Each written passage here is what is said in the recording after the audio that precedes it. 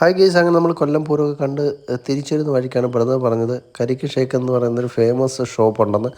എങ്കിൽ 2 കരിക്ക് ഷേക്കൊക്കെ വാങ്ങിച്ച് കുടിച്ചിട്ട് പോകാമെന്ന് വിചാരിച്ചു. അതിൻ്റെ ഫ്രണ്ടിൽ വണ്ടി നിർത്താൻ നോക്കിയപ്പോൾ ഭയങ്കര തിരക്കായിരുന്നു. അങ്ങനെ വണ്ടി ഫ്രണ്ടിലോട്ട് നിർത്തിയതിന് ശേഷമാണ് നമ്മൾ ആ ഷോപ്പിലോട്ട് പോയത്. ഷോപ്പിൽ ചെന്നപ്പോൾ തന്നെ ചെറിയ ഷോപ്പാണ്.